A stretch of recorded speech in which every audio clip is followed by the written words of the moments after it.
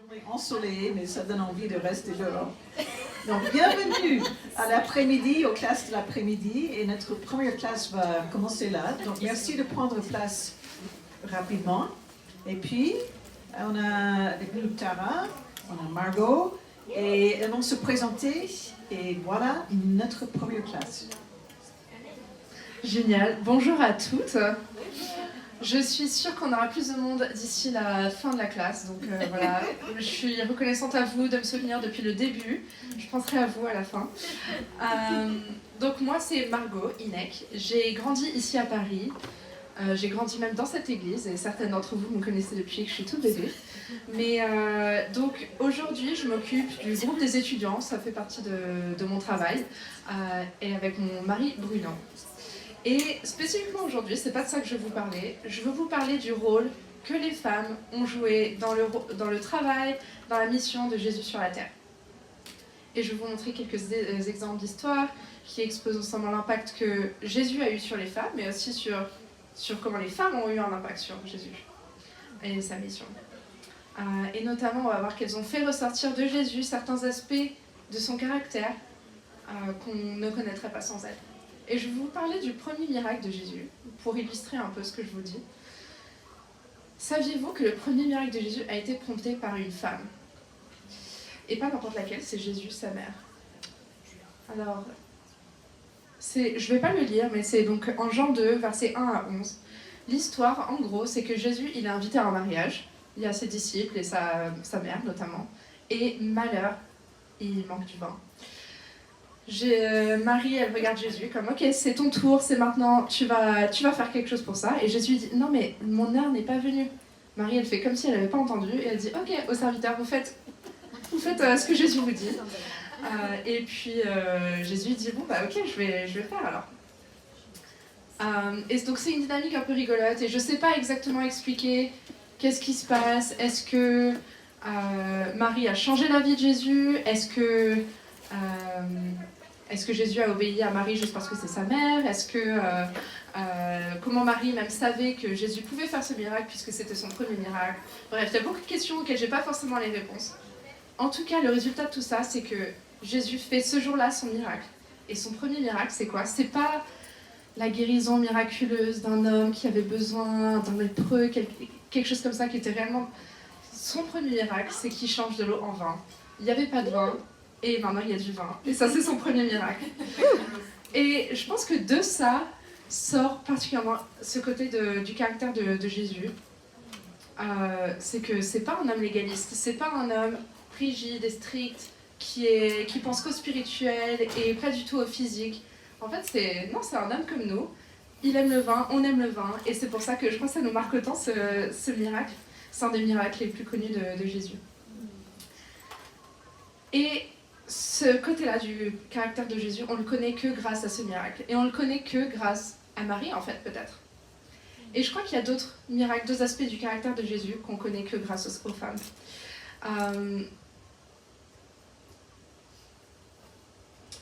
Voilà, donc je vais parler un peu de certaines histoires aujourd'hui qui mettent en œuvre un peu ce principe-là. On voit beaucoup du caractère de Jésus qui vient spécifiquement de ses interactions avec les femmes. Je vais lire comme deuxième exemple l'histoire de la femme adultère et après je vais laisser Tara en parler. Jésus se rendit au mont des Oliviers, mais dès le matin, il revint dans le temple et tout le peuple s'approcha de lui. Il s'assit et se mit à les enseigner. Alors les spécialistes de la loi et les pharisiens amenèrent une femme surprise en train de commettre un adultère. Ils la placèrent au milieu de la foule et dirent à Jésus « Maître, cette femme a été surprise en flagrant délit d'adultère. Moïse, dans la loi, nous a ordonné de lapider de telles femmes. Et toi, que dis-tu » Il disait cela pour lui tendre un piège afin de pouvoir l'accuser. Mais Jésus se baissa et se mit à écrire avec le doigt sur le sol. Comme il continuait à l'interroger, il se redressa et leur dit « Que celui d'entre vous qui est sans péché jette le premier la pierre contre elle. » Puis il se baissa de nouveau et se remit à écrire sur le sol. Quand ils entendirent cela, accusés par leur conscience, ils se retirèrent un à un, à commencer par les plus âgés et jusqu'au dernier. Jésus resta seul avec la femme qui était là au milieu. Alors il se redressa et ne voyant plus qu'elle, il lui dit « Femme, où sont ceux qui t'accusaient ?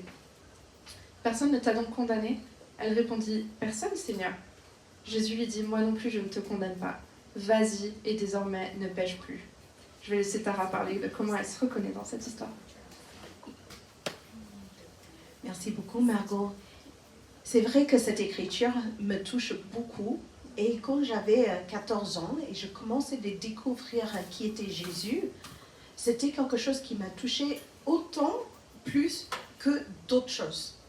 Parce que j'ai vu Jésus, un homme, qui me traitait pas comme les autres. Je ne connaissais pas des hommes qui baissaient le regard quand ils étaient face à une femme prise en flagrant délit. J'ai vu un homme qui prenait soin des femmes en besoin et non jugé. Moi, je me suis reconnue dans cette histoire comme la femme adultère. À un très jeune âge, j'ai vécu des abus sexuels. Et déjà, je me trouvais sale et j'avais plein de honte d'avoir vécu des choses pareilles, mais surtout le regard méprisant et arrogant des autres si jamais ils découvraient une chose pareille. Avec ça aussi, je commençais de pécher moi-même dans mon adolescence, d'attirer l'attention, de gagner et séduire. Et je vois un homme qui ne laissait pas aller avec tout ça, mais qui baissait le regard et commençait à écrire au sol pour donner la dignité à cette femme. J'avais l'habitude de voir les hommes me regarder, mais pas me voir. Et il a regardé qui elle était. Jésus est l'homme parfait qui regarde qui nous sommes au fond de nous et qu'est-ce qu'on a besoin le plus au fond de nous. Il m'a vue, tant qu'une femme pécheresse, qui me livrait à mes envies, à mes désirs, ou même la vengeance, ou le « ouais, mais je vais l'avoir avant qu'il peut m'avoir ». Il a vu tout ça en moi et il m'aimait. Il a répondu à le besoin principal d'être libéré de mes péchés. Pas esclave, pas prise en flagrant délit, mais pardonné. Et comme il l'a dit, moi non plus, je ne te condamne pas. Il ne m'a pas condamné pour ce que j'ai fait ou ce que j'ai vécu. Et surtout, vas-y, et désormais, ne pêche plus. Il me donnait l'espoir que je peux vivre autrement, différemment, libérée de tout ce qui me tracassait et me enchaînée. Et avec des années, avec Jésus, j'ai vraiment expérimenté la guérison de ces blessures très profondes. Et j'ai pu même me marier avec un homme qui me voit, qui reconnaît qui suis-je au fond de moi. Et j'ai cette dignité de vivre ça pleinement que je n'ai jamais eu l'espoir de l'avoir. Donc je suis très reconnaissante pour cette dame et cette histoire qui me montre la douceur de Jésus, le soin qu'il prend de nous et comment il nous libère de tout ce qui nous enchaîne. Merci Tara.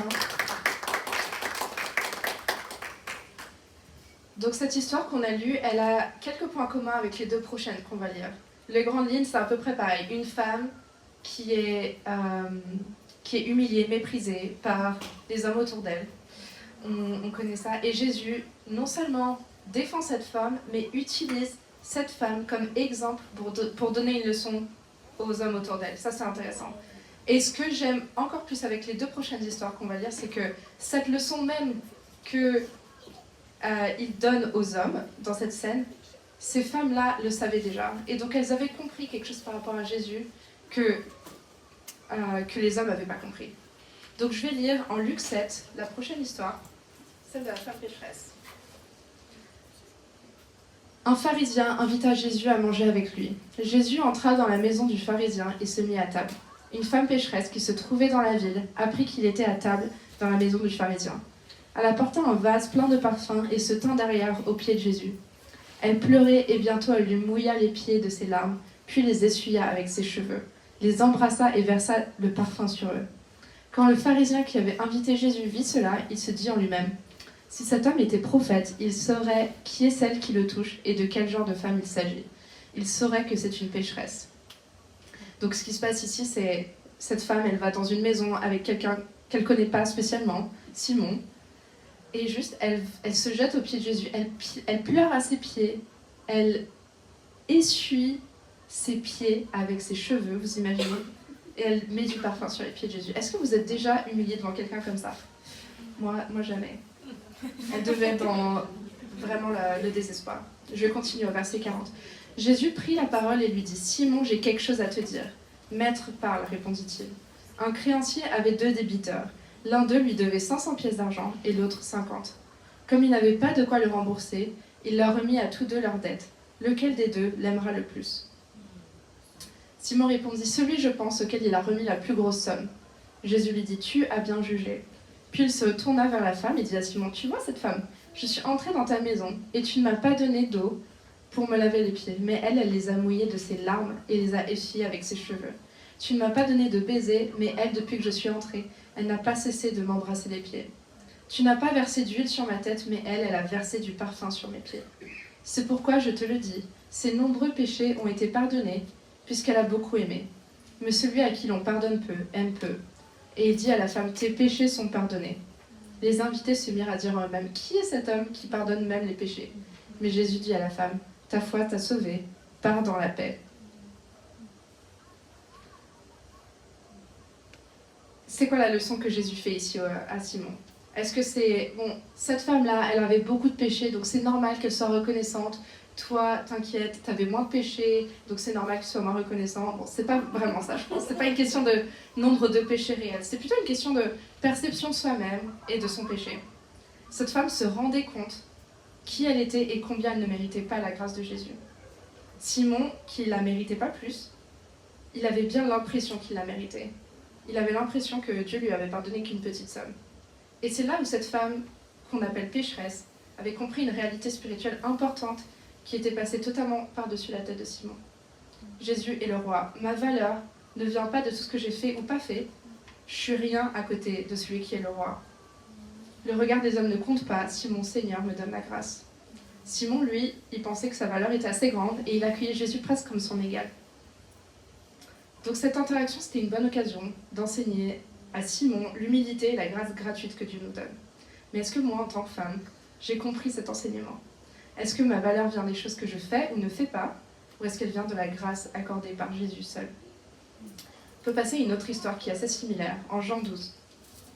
C'est Marie de Magdala qui fait la même chose à peu près à Jésus. 6 jours avant la Pâque, Jésus arriva à Béthanie où était Lazare qui l'avait ressuscité. Là, on lui offrit un repas. Marthe servait et Lazare était parmi ceux qui se trouvaient à table avec lui. Marie prit un demi-litre d'un parfum de nard pur très cher, en versa sur les pieds de Jésus et lui essuya les pieds avec ses cheveux.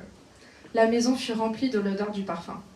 Un de ses disciples, Judas Iscario, celui qui allait le trahir, dit: « Pourquoi n'a-t-on pas vendu ce parfum 300 pièces d'argent pour les donner aux pauvres ?» Il disait cela non parce qu'il se souciait des pauvres, mais parce que c'était un voleur, et comme il tenait la bourse, il prenait ce qu'on y mettait. Jésus dit alors: « Laisse-la, elle a gardé ce parfum pour le jour de mon ensevelissement. En effet, vous avez toujours les pauvres avec vous, tandis que moi, vous ne m'aurez pas toujours. » Donc cette histoire, on la trouve ici en Jean 12, mais elle est aussi en Matthieu 26 et en Marc 14. Et on voit que donc c'est pas que Judas qui critique, c'est tous les apôtres. Donc ça fait que cette leçon que Jésus donne à travers l'exemple de cette femme, c'est pas juste pour Simon, comme en Luc 7, qui est juste un mec un peu random, pardon, un homme qu'on ne connaît pas très bien, ni pour voilà, Judas qui était dans tous les cas un peu mal barré, mais c'est pour les 11 autres apôtres qui ont construit l'église de Jésus après son départ. Marie avait au moins un avantage par rapport à ces hommes-là. Ce qu'elle avait compris, c'est Jésus va mourir, il est le roi. Il a honoré et servir avec tout mon cœur. C'est tout ce qui compte à ce moment-là. Peu importe ce que les gens pensent de moi, peu importe les critiques que je reçois, peu importe combien ça me coûte cher ce parfum que je mets sur ses pieds. Je dois honorer, aimer et servir Jésus. Et dans cette histoire, racontée en Matthieu 6, Jésus dit au verset 13, « Je vous le dis en vérité, partout où cette bonne nouvelle sera proclamée, dans le monde entier, on racontera aussi en souvenir de cette femme ce qu'elle a fait. » C'est à ce point-là que Jésus a valorisé le cœur de Marie. Et même ce qu'on a lu, c'était en Jean 12, n'est-ce pas? Est-ce que vous savez ce qui se passe en Jean 13? Je vais vous donner la réponse, comme ça vous n'avez pas l'occasion de vous tromper. Jésus lave les pieds de ses disciples. Donc, est-ce qu'on va dire que Jésus est inspiré et copie ce que Marie a fait? Bon, je n'irai pas jusque-là. Mais en tout cas, Marie avait compris quelque chose de Jésus que ces hommes-là n'avaient pas compris. Elle connaissait, elle comprenait l'amour que donne Jésus et l'amour qu'on doit donner à Jésus. Jésus a dû dire à ces hommes, en Jean 13, après leur avoir lavé les pieds, « Si donc je vous ai lavé les pieds, moi, le Seigneur et le Maître, vous devez aussi vous laver les pieds les uns aux autres. Car je vous ai donné un exemple, afin que vous fassiez comme je vous ai fait. » Donc Jésus, avant de partir, il montre l'exemple sur comment ils doivent aimer. Mais Marie, elle n'avait pas besoin de cet enseignement. Elle l'avait déjà mis en pratique. Dans ces deux derniers exemples, Jésus prend l'exemple de ces femmes pour donner cette leçon à ces hommes. Ça ne veut pas dire, attention, que les femmes peuvent tout faire mieux que les hommes et que les hommes, ils n'ont jamais rien compris. Des fois, je crois un peu ça. Mais c'est inspirant, en tout cas, de voir l'exemple de ces femmes avec un cœur pur et doux, avec un cœur génial qui est proche de celui de Jésus. Plutôt que regarder aux hommes et leurs manquements, c'est important pour moi de me demander, suis-je comme ces femmes au cœur proche de celui de Jésus? Si Jésus était là aujourd'hui, est-ce qu'il m'utiliserait comme exemple pour enseigner aux gens autour de moi? Ou est-ce que je serais la personne à qui il enseigne? Malheureusement, dans cette histoire, je m'identifie un peu plus aux hommes. Je suis comme Simon le pharisien qui a l'impression que sa dette qui a été pardonnée par Jésus était minime. Et je suis comme les disciples qui jugent les gens autour de moi pour ce qu'ils font, même pour Dieu. Jésus était doux envers les femmes, pas parce qu'il préfère les hommes, pas parce qu'il les préfère aux hommes, mais parce qu'il traite chacun selon son cœur. Ces femmes-là, elles étaient douces de cœur. Jésus les a traitées avec douceur. Ces hommes-là étaient durs de cœur. Jésus les a traités de manière un peu plus dure. Parce que c'est ce qu'ils avaient besoin. Soyons le type de femmes qui bénéficient de la douceur de Jésus, pas le genre qui a besoin d'être corrigé par lui. Jésus apprécie tellement le cœur des femmes qu'il leur a donné une mission très spéciale. On va lire Jean 20, 1 à 8. Je ne vais pas tout lire, je vais un peu vous résumer. Le dimanche, Marie de Magdala se rendit au tombeau de bon matin alors qu'il faisait encore sombre. Elle vit que la pierre avait été enlevée de l'entrée du tombeau. Elle courut trouver Simon-Pierre et l'autre disciple que Jésus aimait et leur dit « Ils ont enlevé le Seigneur du tombeau et nous ne savons pas où ils l'ont mis. » Et donc, pour raccourcir le temps, je vais vous raconter ce qui se passe. Elle va chercher les disciples. Beaucoup sont un peu genre « Ouais, non, je te crois pas. » Pierre et Jean, quand même, vont aller voir. Et donc, ils regardent le tombeau. « Ah ouais, c'est vrai que c'est vide, hein, c'est intéressant. » Ils regardent un peu et après, ils rentrent chez eux. Au verset 11, « Cependant, Marie se tenait dehors près du tombeau et pleurait. Elle est restée. Tout en pleurant, elle se pencha pour regarder dans le tombeau et elle vit 2 anges habillés de blanc, assis à la place où avait été couché le corps de Jésus, l'un à la tête et l'autre aux pieds. Ils lui dirent « Femme, pourquoi pleures-tu » Elle leur répondit « Parce qu'ils ont enlevé mon Seigneur et je ne sais pas où ils l'ont mis. » En disant cela, elle se retourna et vit Jésus debout, mais elle ne savait pas que c'était lui. Jésus lui dit « Femme, pourquoi pleures-tu? Qui cherches-tu » Pensant que c'était le jardinier, elle lui dit « Seigneur, si c'est toi qui l'as emporté, dis-moi où tu l'as mis et j'irai le prendre. » Jésus lui dit « Marie. » Elle se retourna et lui dit en hébreu « Rabouni », c'est-à-dire « Maître. » Jésus lui dit « Ne me retiens pas, car je ne suis pas encore monté vers mon Père. Mais va trouver mes frères et dis-leur que je monte vers mon Père et votre Père, vers mon Dieu et votre Dieu. » Marie de Magdala alla annoncer aux disciples qu'elle avait vu le Seigneur et ce qu'il lui avait dit. Quel moment touchant entre Marie et Jésus, à part qu'elle a cru que c'était le jardinier au début.